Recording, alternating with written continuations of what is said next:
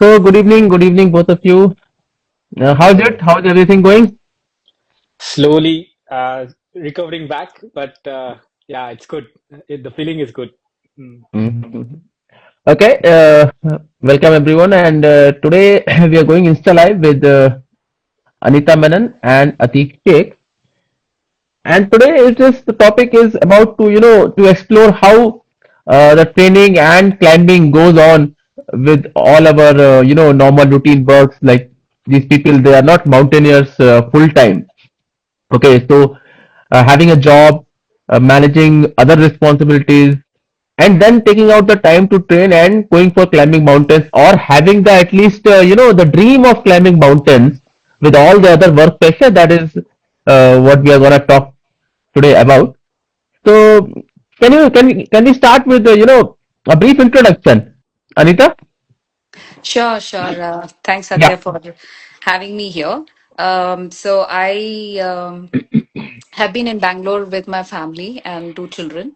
And for the last, I've been working in the corporate for the last 25 years. And I think I've been into fitness for the last 20 years, but actively in the outdoors for 10 years. And this is probably the year that I'm actually setting a benchmark for summiting mountains. So this is my first experience of sorts. Thank you.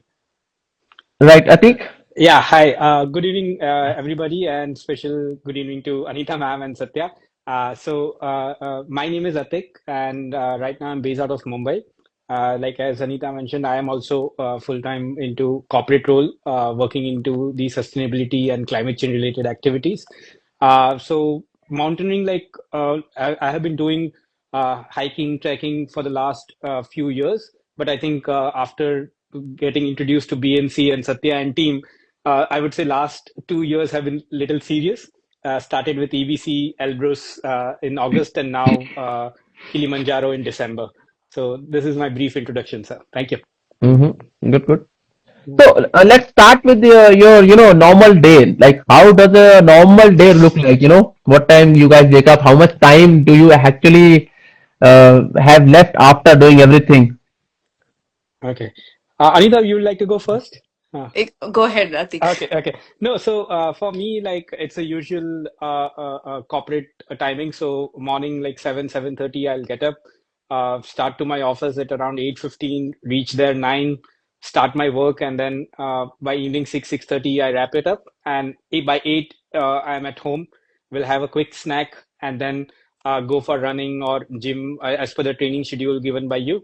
And then like 9:30 or 10, usually I wrap it up and then back to home and then browsing a little bit, some pending work, and then again back to sleep. So this is the usual, like last, I would say, since last 8 months, this has been the schedule which I have been following for day in day out, is what I can say.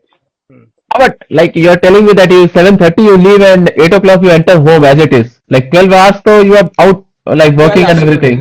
So sometimes it could be little early, but most of the days, like 6 o'clock, even if I wrap it up, I'll be at home by 8 because of the traffic and the travel and other things. Mhm. But then because like you have to turn it up and like do a training a bit whatever possible. So usually that is how usually I plan, because I also have family here, like so I have to balance with that also. I have a young small child, 4 years old. So I have to give Mhm. some time to him also. So like that, I'll try to balance it out, and that is how it's usually is day in day out. Mhm. Mm. Mhm. Mm. Okay, I'll come to both of your aspects. Then I hear out Anita's, and then I'll start questioning on it. Anita, you Sure, go. sure.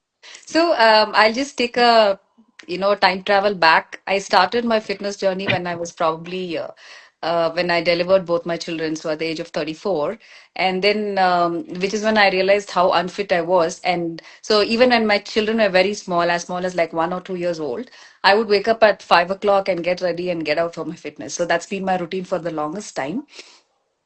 And so that continued while I was working, and when I also had a very demanding career, and as the children were growing, I used to travel quite a bit on work as well, but somehow managed to kind of keep myself healthy and catch up on whatever workout I could do all the time.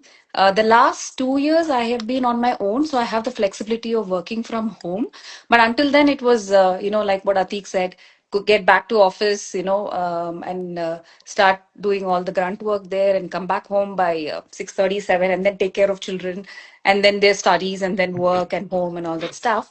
But yeah, my children are grown up right now, so I feel a lot more relief from that kind of a responsibility. They're not young anymore. But having said that, I think being on your own is even more demanding. It doesn't Mm-hmm. really matter what kind of a space that you are in. And at this age, that when I'm trying to establish something, it's been extremely stressful also from a work point of view. But yeah, I'm an early morning person, so I have a pet at home. So no matter, even if you want to sleep, I think my pet will come and wake me up at 6 o'clock. So there's no way that I could sleep beyond 6 o'clock, no matter how late I sleep, right? So then my routine starts. My younger one has to go to school, and then I head out for my workout. I spend about 2 hours, come back, get on my calls. So I try to blend both. So in the days where I'm not able to do it in the morning, I try and do it in the evening. It's just that I'm avoiding the traffic and running around, but it's pretty hectic that way.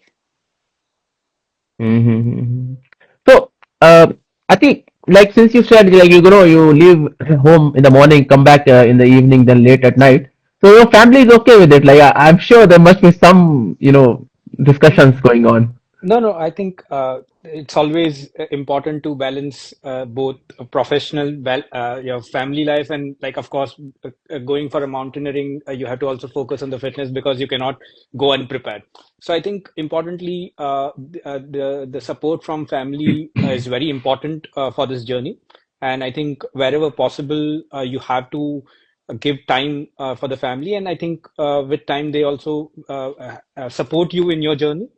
So that has been very important for me. And of course, there are some days where you will have some frictions where, like, you have to put effort from your side also to support the family. So I think we have been able to do it. And I'll not say that it's very easy, but still, like, there are some days where it gets tough. But I think it is important to have their support and their belief also. So it helps you through, is what I can say. But it's, of course, it's challenging to balance all three aspects of the life. And I think Anita ma'am, as she mentioned, I think with two children's family and the job she's doing, so same, like, not as challenging as her, but still I would say it's a little bit difficult. And also I do not stay with my extended family. So of course, at times, like, you have to also support them whenever it is important for that part. So luckily, like, as such, no issues, but I think their support and their understanding is important in this journey, is what I can say. Mhm. And what about you, Anita? Kids are okay. Kids are fine with, you spending too much time outside, like then going to climb, then work. I think we've kind of come to an agreement, I must say. It was not easy initially when we started off, even like getting out at 5:30 in the morning, keeping everything ready for them for the school, and then going for my workout. That's how I started. And then slowly, I think they were a little of a manageable age, around 10. I started stepping out, for longer duration while I used to travel on work. So I did have a nanny at home, so it was okay for me to kind of manage. But then I think a big plus is my husband, who's always around to support, and step in when I'm not there. So that kind of helped the balancing act. Somehow we managed. So I don't have my parents living with me. So somehow we managed it and pulled it through so far.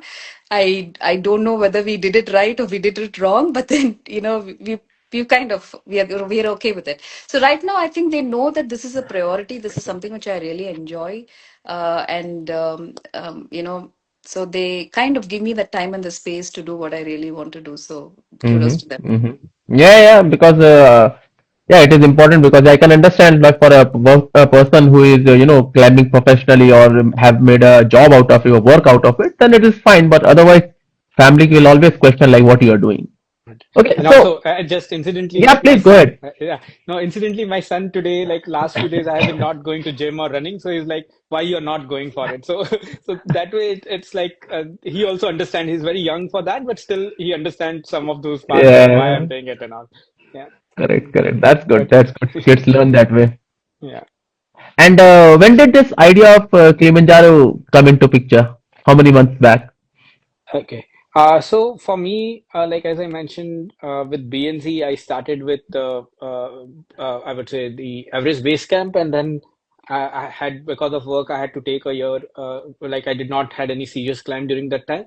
But then I completed Elbrus, and I don't know, like by the time I was getting down from Elbrus, I was discussing with Romil like what should be my next. So he said like, why not Kilimanjaro? And then uh, since few months, like I was thinking whether I should do it or not, or whether it will be too close, given in a year that I did it in August and again in December. So I was having some doubts, but I think after speaking to Romil, then I decided that okay, let's go for it. So I think somewhere in September, October, I made up my mind that I need to go for the skilly, and luckily, like the things fall into place, and then I was able to go Mm. for the expedition with the BNC team. Mm. And when did your decision materialize, Anita? It was very fluid, Satya. I think we spoke first sometime in September, Hmm. but we were not very sure whether we will do anything this year because of all the injuries and that. Yes. So we decided that we'll park it for some time and think about it later. But this itch is always there for you to kind of go out and do something, and especially when you've not been able to successfully complete the last one, right? So the itch is even faster, right, for you to do it. So I just took a chance. I wasn't very sure. So I think I spoke to you. I said in September we should look at something like this, and we said we'll aim for it, and then we'll see what happens as we get closer to the date. So it's again around the same timeline. Uh-huh, nice, nice. So, what was your biggest fear, Anita, before going to Kilimanjaro? I know, like, we were at, like, always in doubt, but then what was the biggest fear? Because since last time we couldn't summit, so I know it plays in the mind. What were you thinking before Kilimanjaro? What was the biggest fear, if I would say? I think I was more focused internally about, whether any of my injuries would surface and, Mm. that will not help me do it. But then I then thought about it and I said, what the hell, if I have to die, I'll die in a mountain rather than, elsewhere. So I think that was a big shift for me from a mindset perspective. And then I said, okay, let's see what happens and how far this will take me. Mm. And I'm sure, Atik, you were like pretty prepared this time. So, what were your fears? No, so I think from a physical point of view, like because we were training from April or I would say February month, and from a physical point of view, I think I was more confident than what I was in Elbrus. But mentally, I was always there was a doubt in my mind whether that I'll be able to summit or not, considering Mhm. that it's a long, like 8, 7 days sort of a expedition, and you'll be passing through different regions, etc. So I was a little worried whether I'll be able to show it up on the summit day or not. So that was my biggest fear. I think also there is always some, I would say, nervousness or anxiety before you start your climb. So that kind of thinking was there. But I think once the summit day came in and we put on our boots at 10 p.m. in the night and we started walking towards the summit, and I think that time the things were a little calm and I was composed and I was just focusing on the steps and then going and taking it step by step. So the Mhm, nervousness mhm. was still there, the anxiety was still there whether I'll be able to summit or not. But I think once you start on that journey on the summit day, then I think it was important. But physically, I would say because of the training and other things, I was more confident than what I was during EBC or during the Elbrus time. Right, right. Yeah, training helps that way. Mhm. Also, I've seen like since you mentioned training and you said like training has been consistent and it has helped you from your previous climbs. Hmm. So, what was the one thing that's that came as a surprise after training? Because I know people they don't train and they think that I'm fit, or either way they think I'm unfit. But once they Hmm. start training, there are few aspects of the training or their own body that they realize only after a certain level of training. Hmm. Hmm. So, what surprises did you encounter with your own body Okay. after training Now, for so many yeah. months now? So I'll put it in two or three aspects, Satya sir. One is, of course, with respect to once you start the track, as you gain the altitude, there is always a doubt whether there is a chance of AMS or fatigue or headache or something like that. And many people lean towards Dimox, for example. But touch wood, like I have not been on the medication during the track, be it at 5,000 or 4,000 or even at the early altitude, how you start on that part. So that is the first aspect which I would like to highlight, that the training helps. It gives you the confidence and then that you will be able to manage. So that was important for me on the start. But I think Anita ma'am will know that I was still worried whether I will also need to take Dimox or not during the summit day or at a higher altitude. But I did not use it basis what has happened during that time. The other aspect which I was always wanted to do when you do an expedition or a train or any climbing or hiking is to enjoy the process. Is After the summit day or say during the summit, you want to enjoy on what you have achieved, for example. Okay, so Mm-hmm. this was a problem when I used to do EBC or even for that matter Elbrus, even though there was some training on that part. But I think with Kilimanjaro, during the summit day, when I was at the top, and after the summit, you came down, I was relaxed and I was not that fatigued. And I was still able to enjoy the climb, enjoy the descent, ascent, and on that part. So I think that is what I wanted to highlight as part of the training was that I was able to enjoy the process of Kilimanjaro summiting on that part. So that is one aspect which training I think really helped. Like what my feeling was when I was training with LTH was day to day you will not find that whether you are improving or how you are doing in terms of the training. But I think when you are on the summit day and you are relaxed and your body is not that fatigued and you will also see people around you, then I think you will feel happy with the training which you have done through. So that is what I wanted to highlight on this part, Satya. Thank you. Yeah. I think sometimes you go out of frame. I think and unable Sorry, to see. sorry for that. Yeah, no Okay. problem. So Anita, from your perspective, like, see, because we have been together training for some time now, and I know the history. So, what aspect of your body, came as a surprise to you after training? Because sometimes we don't realize that body is capable of something only after training it comes out. I think it's the strength which probably has made a big difference to me. I would say, in fact, the training that we did for Lobuje was much more harder and more intense, but I didn't feel as strong as what I felt this time. So maybe there's been a marked improvement from in the last 6 months in terms of push and in terms of more cardio endurance that we've really built, in terms of muscle endurance that we really built. And also, it could be because we've been training for a year, there has been a sustainable increase in the strength that I've personally seen. So, fatigue Mm-hmm. levels usually, even for me, day 3, day 4, it would set in very, very faster. But this time, it was much more. It was extended fatigue level, over a period of time. And I wouldn't say it was extremely fatigued, but on the summit day, it was very difficult for me for whatever reasons. But I would think if certain conditions did not exist and I hadn't done certain, I mean, I hadn't taken certain decisions, I would have probably been much more stronger this time to submit it. So yeah, definitely, I think the training is a big, big plus. And I still remember asking you, like, some of these schedules are going beyond 2.5 hours. What do I do? Where do I find this time? But then I realized that 2.5 hours push what you give and the time that what you give is probably what is going to help you recover, right? So because the next day morning, however difficult it was, we would all be still fresh and then getting up and then getting out for your climb, right? So I think that recovery was faster, I would say, because of the training that we did, intensity rather. Yeah, recovery. Basically, recovery is it's a faster recovery is a byproduct of continuous training because if your body keeps on training, the body gets into a zone to recover faster for the next session. So, body is all about how much stress you put on your body and the body adapts. That is Right. the, whole philosophy of training. Yeah, in So, fact, one of the funny things in the places that I work out gyms is like, how long do you really? I mean, you seem to have a lot of time, 2.5 hours to work out, and why are you doing so much? Constantly questioned about all of this, right? And then they probably make a joke that okay, you've spent 2.5 hours now in the morning. Are you going to come back in the evening again? And I'll see you again the next day morning for another 2 hours. But that apart, I think that the time that you spent in focused activity is what has really helped.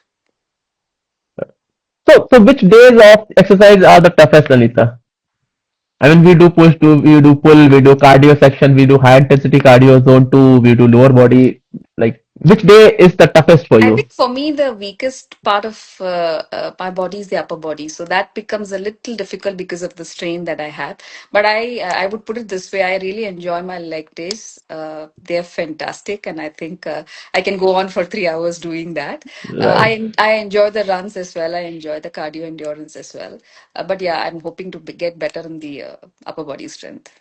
Like Mm-hmm. I really want to do pull-ups now after some time. Yeah, that's the target. Yeah. So, I think which days are, the ones that you don't like to do? So you as like all the days are difficult, but I would put it the legs day are the toughest, and of course during the later part of the training of the schedule, the Norwegian 4x4. Yeah. No, So yes. that part was little tough because you have to build that sort of a rhythm while doing it, and I think you give 4 or 5 cycles in one workout, so that was little difficult. And I think the night training part where Mm-hmm. you have to get up in the late night and you have to work out for 3 to 4 hours running and cycling, which you had given. So I think that like helped us in the summit day, but I think that was little tough for me because it disturbs the schedule on that part. But I think that is also not from a physical point of view, but from a mental and the usual workout days activities. So these were the few days I think were challenging for me on that part. Hmm. Yeah, night run, basically night run, the whole idea is to challenge. Challenge, yeah. So yes, night run basically is not for any physical improvement. It's just a Hmm. conditioning. Hmm. It's not, I mean, it's not a part of our mainstream training where we will improve our physical capabilities. No, it is Hmm. just we are conditioning our body and mind to, perform with lack of sleep. Lack of So sleep, we yeah. do just before like the summit, like maybe twice before the expedition, not much. Hmm. So, okay, now I think so when like you started your training. So when was the first time that you understood that okay, this training is working? Because sometimes we keep training and we think like we are wasting our time, nothing is improving. Because of course you don't see anything improving right now. So I think like initial few weeks when you started out, and I think AltiEdge has a very good way to measure that progress. I think when we enrolled for your program, I think you shared us with that test sort of a thing where Yes. how much push-ups, how much you can run in 5 kilometers, how much time you can run in, what is the longest you can run without walking or something like that. So those elements, I think we first provided it in April, and then second we did it in July. And I think Mm-hmm. if you just see the results of the two, and you'll be able to compare the my fitness level as a mountaineer was around 10-15%. But by the time we came in July and recently, which we did, it reached to around somewhere around 50-56%. And still, it shows that there is an improvement which is possible. So that was one Mm-hmm. part where you can see based on the actual results, and it comprises of multiple things, like as you will be aware of on that part. The other thing which I want to highlight was the endurance part of it. Like I used to, if I do a running, maybe I'll be able to continuously run for say 1 or 2 kilometers. But with time and LTH training, like I was able to run 5-10 kilometers without any stop or a brisk walk in between. So these were the few things like I think which clearly stand out to me when I see the actual tangible outcomes in terms of the training or something like that, which I have seen. And of course, when you're on the mountains, you'll be able to clearly see the difference in terms of how you're able to push on the summit and come back. So those were the few things which I wanted to highlight. Thanks. And what about you, Anita? Because I remember when we started, like the first time when we started long back, uh, it was all injury, and like even I was like at that time I was also very puzzled, ki, like, "Arey, what is happening?" And because anything that we were doing, it was not working for Exactly. initial, few weeks. So when was the first sign that you had, that no, this will now work? What gave you the confidence? I think one is the faster you're able to recover from an injury, which is basically you've built strength in that area, so you're able to have lesser episodes or lesser triggers of pain, and one, two is also the mental adaptability, Satya. I think instead of focusing on the pain, if I can shift and then start looking at how whether the intensity is come down, and can I actually, even if I feel the pain today, can I get up and then go out and work out and still be good at it, is something which is benchmarked for me. And I have seen the number of triggers come down a lot more with because we modified the exercises so many times because different kind of injuries were coming up, and different diagnosis was coming up, right? So we had a lot of try and test method, which I think at some point in time worked for us. And then we, in the last couple of months, we've identified, okay, these are the things which we should avoid and these are the things that we should continue, right? So that's really helped because then we kind of isolated some of the muscle groups, and then said we will focus only on these muscle groups. So that's a big progress, because that's helped strength in other areas as well. And for me, I think personally, the triggers that have come down is a big marker for what's really improved for me. And of course, Mm-hmm. including, like, as recent as when we did plantar shorts, I could still run with the plantar, and I know I could still exercise with the plantar. The number of reps that I've actually started doing has increased over a period of time, right? So if you're doing like 120 squats, we would probably take it to like 200 squats, right? So all of that was still a big marker for improved strength, without even realizing that your body is increasing this capacity. And without realizing that even if it's pain, that you're able to recover from the pain very quickly, right? So Mm-hmm. these are markers for me to identify that there is a lot of progression with the training, and that comes Mm-hmm. only with consistency. I don't think it comes with anything as this. There is no Yeah, yeah. second thing to No. consistency. Yeah, yeah, discipline beats Yeah, everything. yeah. Like that is I always tell everybody. So coming back on the climb. So which one, when was a moment when you thought that boss, this is now out of hands. What was Okay. the toughest part? Because everybody, once or twice it comes to the mind, yeah, this is getting very tough. So was there any moment like that? Yeah, for me, Satya, I think we started like summit push at around 11 p.m. in the night, and then by the time we reached a little higher from the Barafu camp, I think there was a snowstorm. Like the weather was very clear when we started, but by the Mm-hmm. time it was like say around 2 a.m. or 3 a.m. in the night, that time there Mm-hmm. was a severe storm for around 1 hour. So Mm-hmm. that time, I think somehow we were able to push through the storm, but that was the moment, or for some time we thought like, okay, this is getting out of hands, and I think we should turn back, or I think we will not be able to make it. So that was a thinking which we had at that time. But uh, what incidentally happened, like once the snowstorm started, I think we pushed as a team together, and I think Angmo was leading us that time. Mm-hmm. After the guide, Angmo was there, so I was just following her the way she was passing through the storm, and I was just following her steps.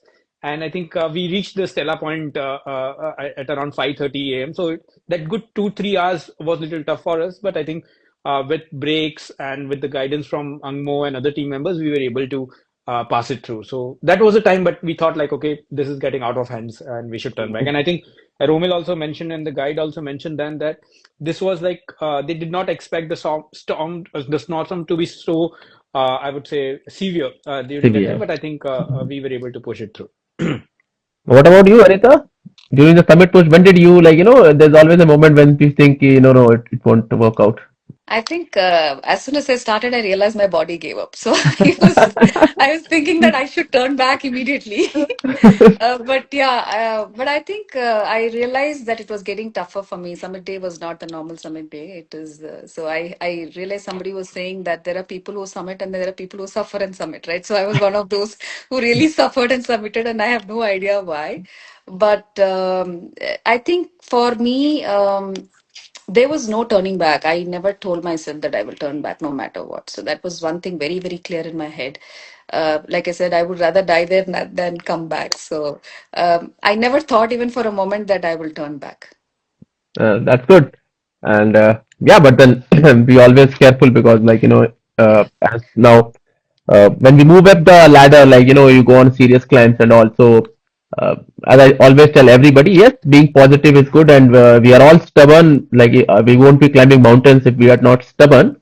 But then we'll have to have a made a line where never to cross that line. If that line comes, please come back. Coming back is more important, and I think at times it is the more difficult thing to do rather than keep going.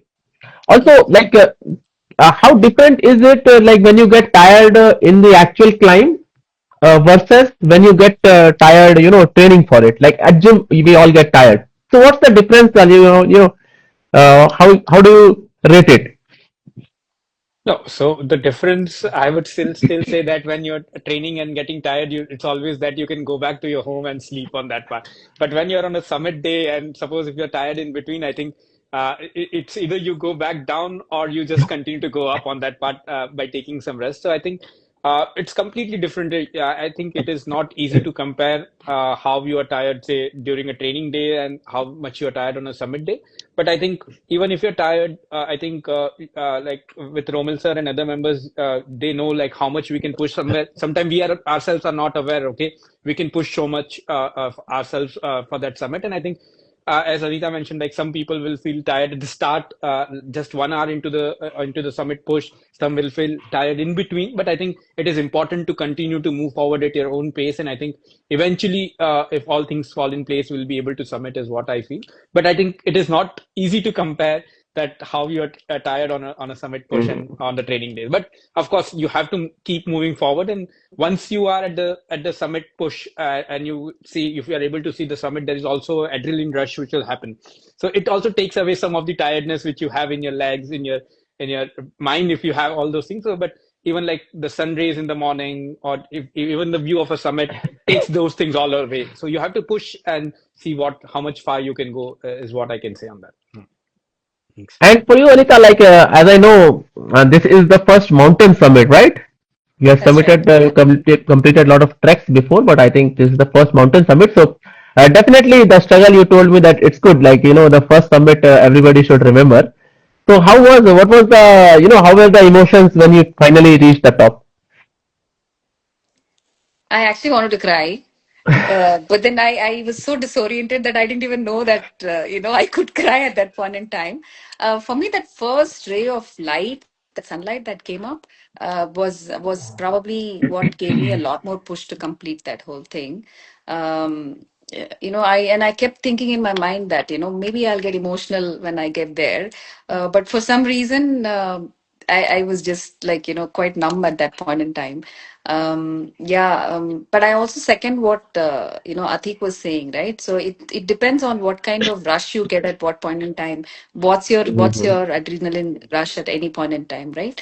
Um, for me, it was the sun ray, the first light which came up, because that cold, dark night was even more depressing with the condition that it was. But I think that the light gave me a little more hope to really put one foot forward there. Mm-hmm. Yeah, yeah. The first sunrise, on any summit push, I'm telling you, it's always, it's like Yeah, God sent blessing. The moment you very see the true. sun come up and you are like, okay, finally. Finally, Yeah, it You're looks, alive. yeah, it feels like that. I'm telling you, on higher mountains, I also felt the same thing that we are climbing in the dark, cannot see what is going on around you. We're just climbing, I don't know where. The moment the Yeah, sun comes up, that is, you are reborn. You can feel, okay, now I am alive. Like I can see what is what. happening yeah. around. So Correct. yeah, I can totally understand. How was But your it is, summit, Atik? but it is also good, Satya. Before I answer your question, it is also good that you start in dark, so you don't know how much you want to climb on that part. But by the Yeah, sunrise come, like we are also in the tops of the like higher altitude of the Kilimanjaro, so that way it was a Yeah. little easier also. Yeah, yeah. Now, This no, I'll tell you. This uh, no, is very funny because you climbed in the night, no? uh, After summit, when you come down, only you realize, array, it was this it long or this what? long, yeah, yeah. Yeah, because True. I always think, array, it was seriously this long or what? Like we long climbed everything in the night. night. So yeah, I totally get it No, what you're saying. similar feeling. Yeah. No, and So, so sorry. What was the yeah. question, Satya? Hmm. So what was the emotions at the top? No, Was I it think satisfaction or that, you were thinking, just planning ahead? Some people, they reach one summit and they immediately start thinking about the another. no, So no. what So was I you think thinking? like I was a little emotional when we made it to the top because I was not sure, and as I mentioned, I was anxious that whether I'll be able to make it to the top of or the roof of Africa or not. So I think that was the feeling emotional, and I think once I stepped on the Uru Peak that time, I think there was a sense of achievement that okay, I was able to achieve something in my life that okay. Now, highest peak of Europe and now highest peak of Africa. So that sense of achievement was there, and I think already, like as you mentioned, like it's sort of a mountain sickness of you or whatever you want to call it. But by the time you start getting down, you start thinking what should be the next. When you're climbing up, you think you doubt your life choices whether I'm doing right things or not. But I think by the time you reach the summit and you start coming down, so there is a sense of achievement, and all you always think like what's next that I should do for. And I think that was the important part, the fulfillment, the satisfaction of summiting Kilimanjaro, and of course the thinking on what should be the next thing that I should aim for. So those was the Mhm. thinking which I had that time. Good, good. Also, like, for anyone who will see this reel later on, like when we post it on YouTube or Instagram. So people always say they are too busy or they are not fit enough. Anita can answer this question. Like, I've seen people whenever new people they contact us and then immediately tell me that we have this injury, we have that injury, and I tell them that it takes some time. So, what is your advice to those people who are like very busy and not so fit or very injury prone? I think for the busy part of it, I can say that nobody is so busy that they cannot dedicate 1 hour of their time.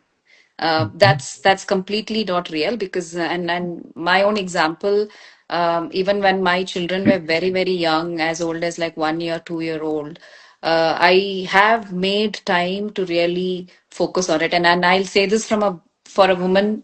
I mean, for all the women out there, it is super important to start your fitness journey very early in your life and not wait till you turn 30 or 40 or an incident to happen, because by then your body breaks down and Yes. hormonals break down, and then it's very difficult for you to rebuild it up unless you're dedicated and committed, right? So most women tend to give up at 45, 40, because they think they still have the time to do it. But I think the most important thing is, how do you keep your metabolism active?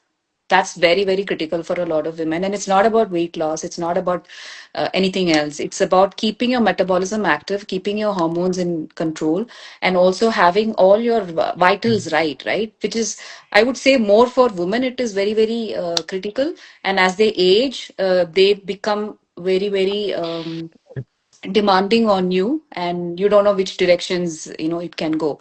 So very good, very important to start your fitness journey early, even if you're able to spend 1 hour of your time. And I don't believe that people say I don't have time. Mm-hmm. It is just definitely not true, because if you can take an hour's time to really do take care of yourself, and if you're not able to give justice to your own self, then you're not going to be able to take care of your family or anything else, even at work. So um, for a woman, highly recommended to really start the fitness journey, no matter what it is.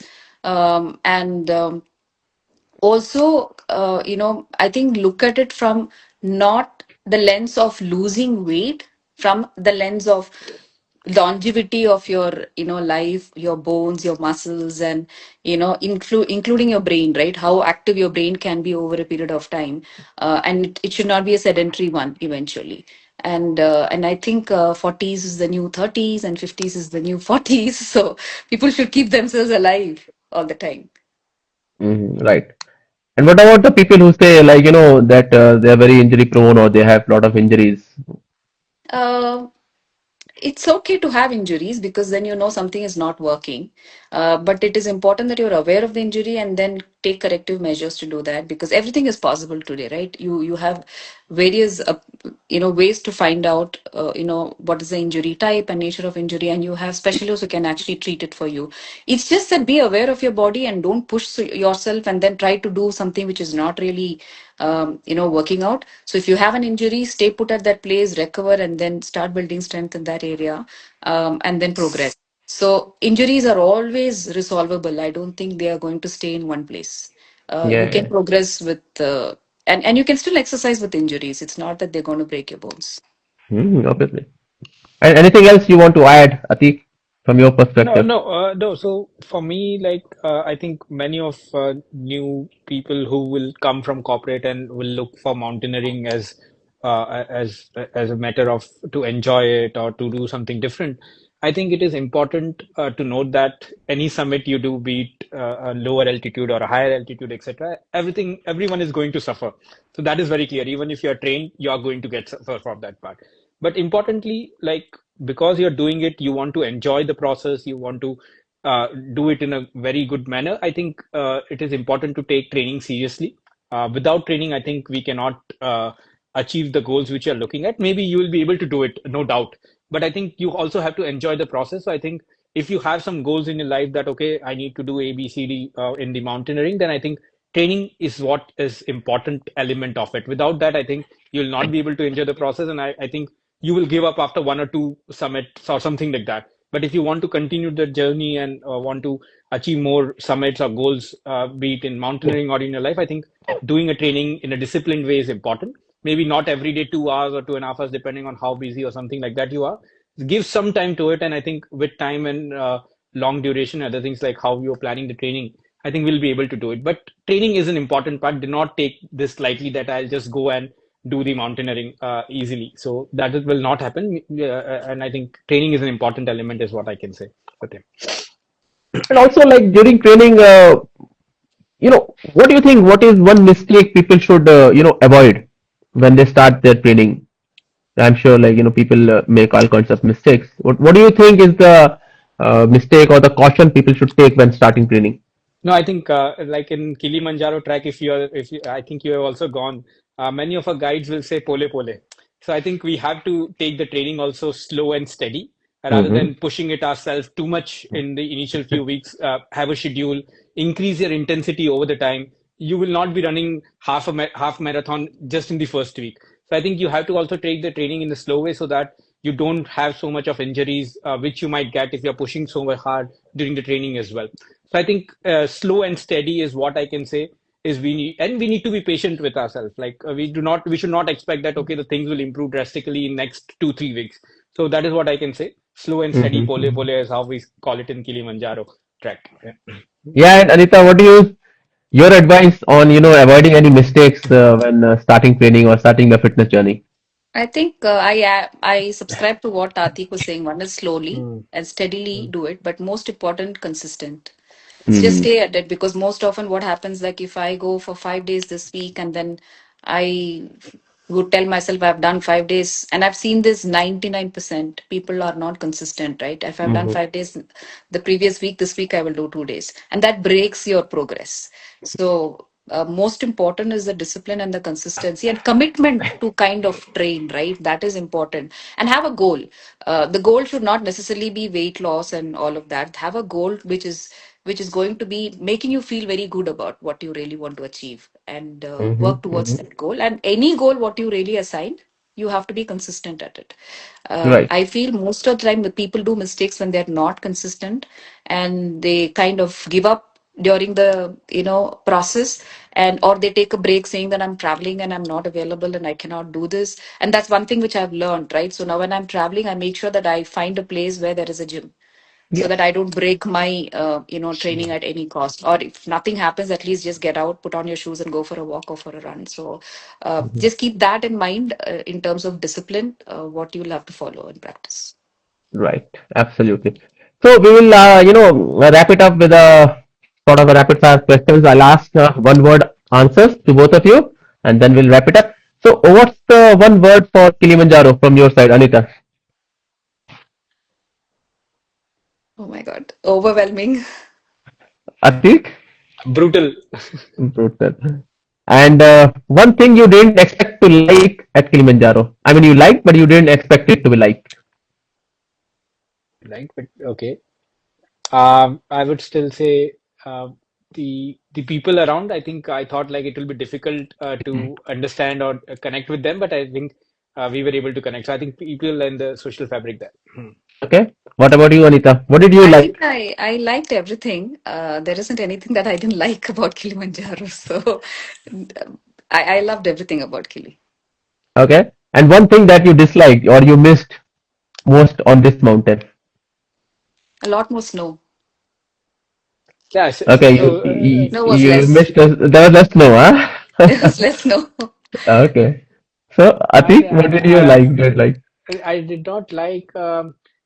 I difficult to put it, but as Anita mentioned, there was nothing like which we could not dislike there. But only thing which could be there was maybe it could have been a little higher altitude, so we would have something different to call it like above 6,000 or something like that. But anyway, there was nothing as such to not like it. I think with the effort from BNC team and other members, the arrangements, the local staff, especially the local guides, I think they all pushed us a lot. And I would still mention that people who are seeing this, just go for the experience at Kilimanjaro. See the hospitality of the people there, and I think you'll enjoy that part. Hmm.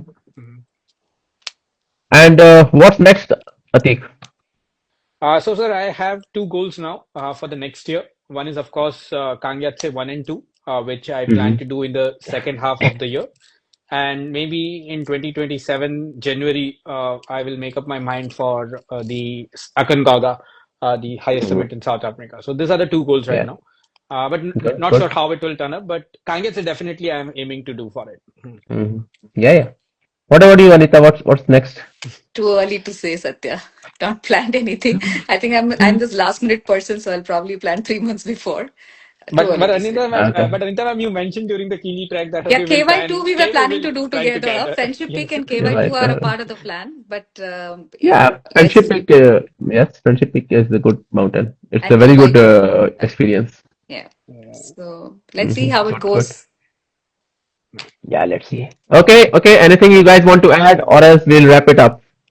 No, I Satya, think I think we one can. question I wanted to ask you is like Yeah, sure. Go ahead. you've trained now both Atik and me for almost a year, close to a year, right? So how do you see the difference from when we started with you to now?